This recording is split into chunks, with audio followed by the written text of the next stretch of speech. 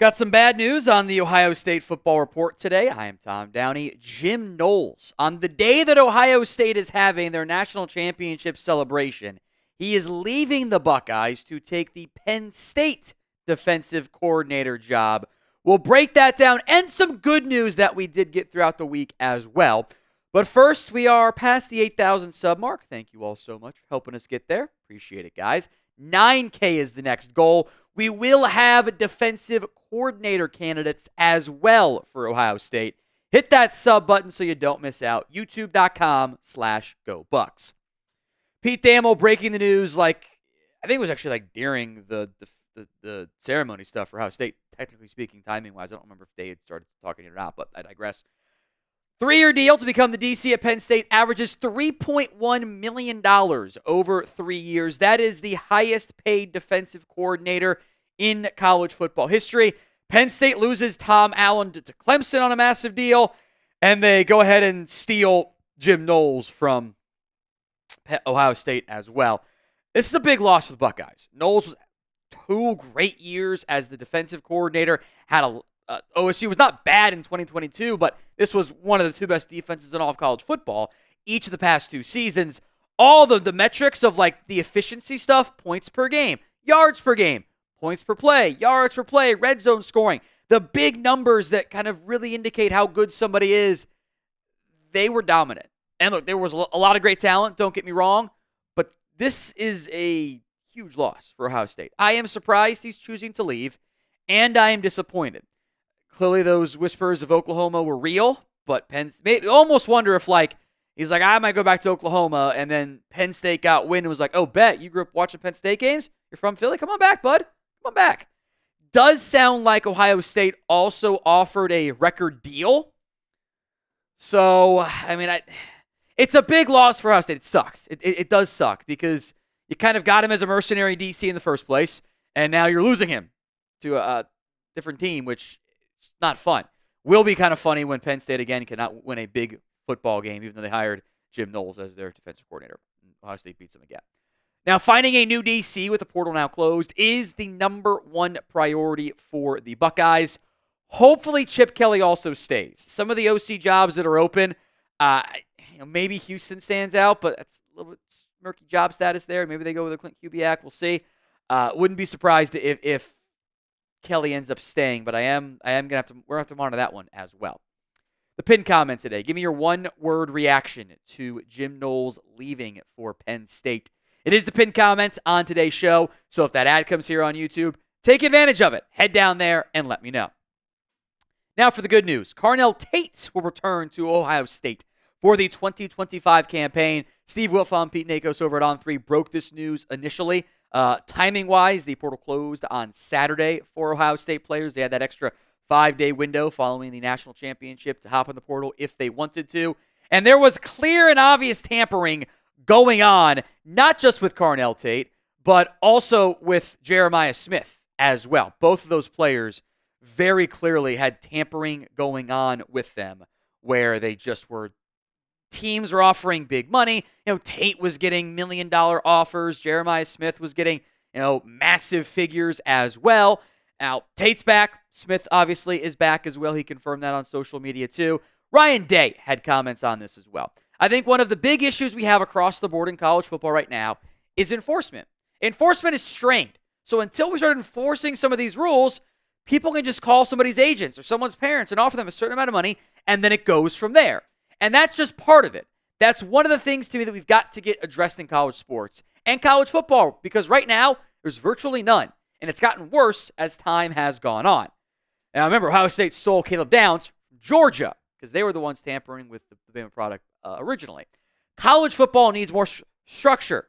They need somebody to have an established set of guidelines and rules and advocate for the team, so to speak. And good people, if you can find good lawyers, good luck, who will advocate for the players as well. You need some semblance of checks and balances across the board here, and you probably need a players' union that advocates for the players and not just to line their own pockets. You need structure in college football because it is the absolute Wild West, and that is not a good thing. Today's show is made possible by Gametime. Gametime is the place for last-minute tickets to your next event, and the Gametime Picks feature makes getting tickets for events even easier. It filters out the fluff to only show you incredible deals on great seats. You don't have to waste time searching through thousands of different tickets. Keep an eye out for the super deal. It is the best deal possible for any given event. The Gametime guarantee is this. You find tickets in the same section and row for less, Gametime will credit you 110% of the difference. Use the all-in pricing feature to see your total cost up front with no surprise fees at checkout. So go download the Gametime app today over at gametime.co, create your account, and use code CHATSPORTS for $20 off your first purchase. Terms do apply. But again, create your account, redeem code CHATSPORTS, CHATSPORTS for $20 off. Download Gametime today for last-minute tickets, the lowest price, all guaranteed. Link will be in the comments section and the description of today's show. More good news for Ohio State. Sonny Styles is set to stay for his senior season. This was a player that I think would have been drafted. Maybe it would have been top 75, but I think he could have snuck in top 100. The former safety turned linebacker had a really good year for Ohio State as a linebacker with 100 tackles in total. Sonny had this to say. This was a dream season here in Columbus. My teammates, coaches, and training staff accomplished exactly what we said we would. It's an honor to play for the Ohio State, and I'm not done yet. I'm here to stay. The Ohio State football team is about to undergo some pretty massive losses on the defensive side of the football. They're going to be down their entire 4 starting defensive linemen. Hicks and Reese are back, so linebackers in a pretty good shape. Caleb Downs is back. We'll talk about Davison Igbinosun as well. But you're returning 4-ish starters onto your defense. Other guys have played, and I'm even kind of pushing, Reese and Hicks is like a 4-starter there at linebacker, frankly. Kind of pushing the bar a little bit. Average other guys that played snaps too. You lost a lot of talent on defense. Getting back Styles is a big deal for the Buckeyes. So will Ohio State repeat next year? Y for yes, N for no. It is the pinned comment on today's show. Or I don't know why I said that's not the pinned comment. I'm an idiot. Go vote in the comments in general. Y for yes, N for no. Go vote the pinned comment I mentioned earlier. Sometimes I say words bad. Go figure. Davison Igbinosun announced he is also going to return to Ohio State. A move that I think is actually a pretty smart move by Igbinosun to come back. In coverage in general, he's pretty solid. 2 interceptions, 9 pass breakups. Didn't allow that many catches, relatively speaking. Did allow approximately all of the penalties, though. And I think that's a justifiable reason to come back. Because if you can show teams, hey, the penalties were a one-year thing. I fixed my problem. It's no longer an issue. That will boost his draft stock. He's a senior, in line to be the number 1 corner. We'll see how much Lorenzo Styles plays this time around. Jermaine Matthews played some a little bit there. I think you'll see a lot of impact out of Igbinosun, and they need him. Again, you're down Jack Sawyer, Ty Hamilton, Tyleik Williams, JTT, Cody Simon's gone, Denzel Burke, Lathan Ransom, Jordan Hancock.